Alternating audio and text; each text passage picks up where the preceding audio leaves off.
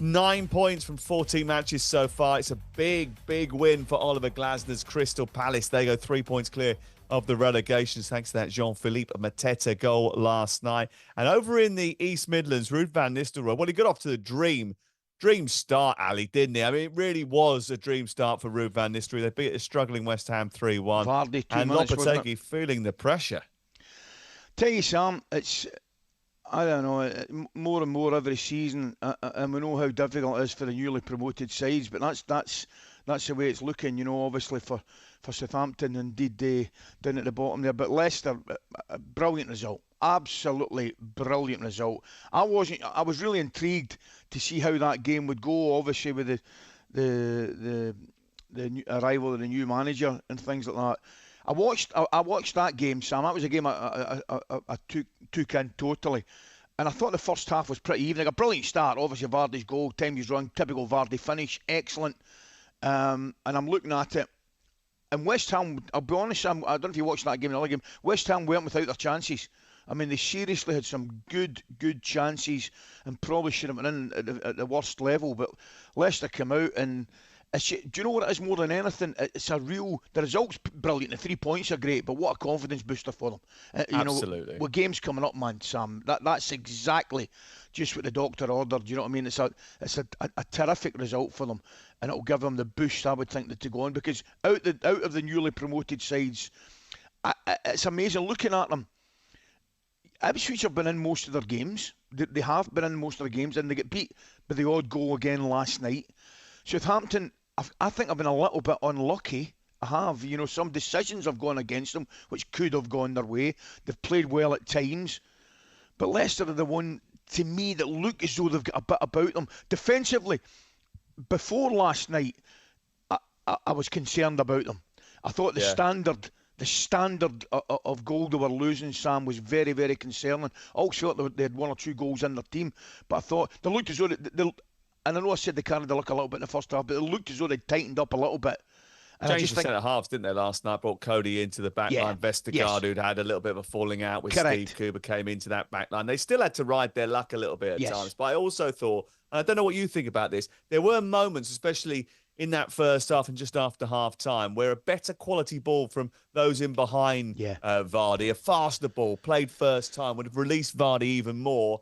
Easier from the sofa with me screaming, now, play it now, play it now. But, you know, it was one of those games where actually, although West Ham had a lot of chances, look, I think they had a huge amount of chances, 31 shots, 10 on target, an XG of 3.009, shows you that that's a real sort of, that they obviously were chasing the game. But that's what happens if you concede the first goal. And they've conceded the goal in 8 games out of 14 this season. If you do that in the Premier League, you're always chasing. 100%, and I think you made a great point there, actually. That surprised me a little bit. I mean, in terms of the service to Vardy, Sam, you know, Vardy's been at the club. It's not as if he's just he's just arrived at the club and they're trying to find out how he plays. They know how he plays.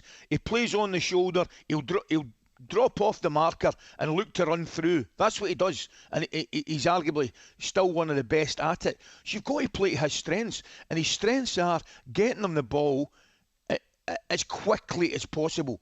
You know, you can, as I say, if he's getting marked, he's brilliant at it, Sam. He'll just kind of drop off. And not so much going into a really wide area, but he'll find himself a little space, whether it's between a full-back and a centre-back, and he positions his body so he can take it on the run through. And you're right, there was numerous occasions they could have serviced him last night and given him that ball, and they didn't. But that said, I mean, what a start and what a result. Just about the perfect night. West Ham, oh, dear me. You're right, there's so much possession. So many opportunities. Yeah. I mean, the goalkeeper first half, there's some great saves, I get that, and they're unlucky with a deflected one off the post. You can take all that into account, but you know the level of finishing wasn't good. I know they could a small bonus. Well, I'm saying a small bonus, certainly a bonus. Phil Krug coming on as well and doing what he did, but no, it's Lopetegui's. I think he's under pressure, Sam. I really do, mate. Yeah, we'll get to that in just a second. What did you make about the disallowed goal? Pretty weak from Hermansen for me. Aye, absolutely, mate. It's exactly right. It really is. It was really, really weak. And it was interesting. You'd be pulling your hair out if you were a striker and you had a goal disallowed for that. 100%. I think it's a goal, mate. I mean, I've got to be honest with you. It's really, really weak. And it was interesting. You look at things going for you, right? There was a couple of tight ones for Ipswich. The Southampton one, who will, I would imagine at some point we'll maybe talk about as well today. The offside one with Southampton on Friday night. There's just wee things that go for you and some things that go against you, Sam. You know, and they're really, really important. As I say, Saints aren't getting them just now, but no. Leicester, perfect start for them, mate.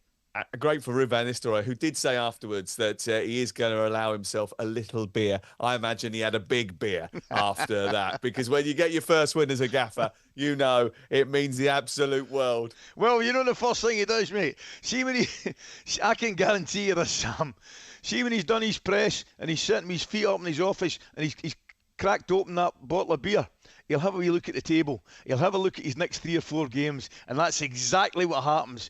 And that table last night looked a whole lot better after the game than it did before the game. And the beer, more importantly, the beer tasted a lot better than it would after a 3-1 defeat. I can tell you that as well, mate.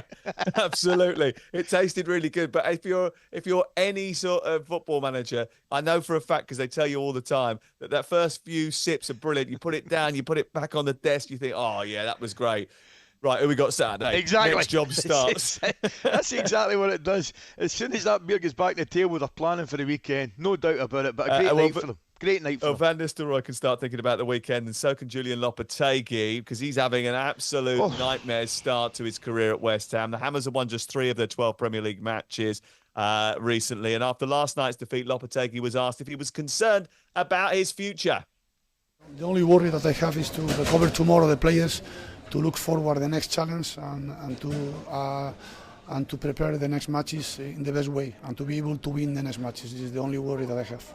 I feel that we are trying to do our way, to improve a lot of things, to change many things. In the meantime, we did well. We did not well. I think that we have to find this consistency.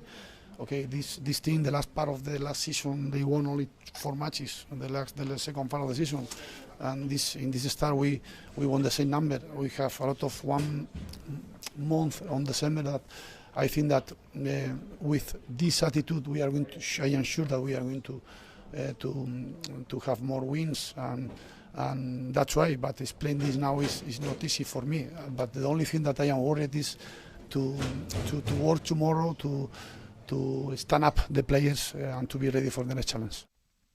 Wow, West Ham fans, another loss for the club. We want to hear your reaction to last night's performance. As we've already mentioned, 31 shots, 10 on target, XG of 3.09. Were you unlucky? Did you lack conviction in the final third? What was the problem? 03717 223344. You can text us 81089. You can WhatsApp us as well. Does anyone still want Lopetegui to stay, or do you want a new manager in charge? And who would you have instead? Their next game against Wolves, Monday Night Football, live on talkSPORT. Will he still be in the dugout? And Leicester fans, you're off to a flying start under Ruud van Nistelrooy. What did you make of the game last night? Can you beat the drop? 03717 223344. Quick reaction to what Lopetegui said, Ali?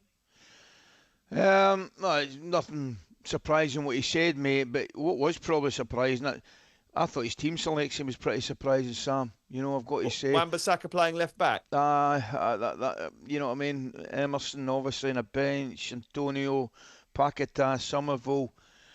I think when you leave players out that are normally expected to play, you take a big gamble when you lose the game, because people obviously ask questions. It's a natural thing to do, and I think there'll be a lot of West Ham fans asking questions last night and certainly this morning. Yeah, absolutely. And if you want to ask those questions, 03717 223344. I must just say as well, before we get to the break, Wales women's team made history last night by making a major women's tournament for the first time, Euro 2025. They stunned the Republic of Ireland in Dublin. Good luck to them and well done. Give us a ring if you want to get involved. Coming up, we'll look at the back pages. talkSPORT Breakfast, waking you up Monday to Friday morning from 6 a.m. on AM, on DAB, via the talkSPORT app and on your smart speaker. talkSPORT.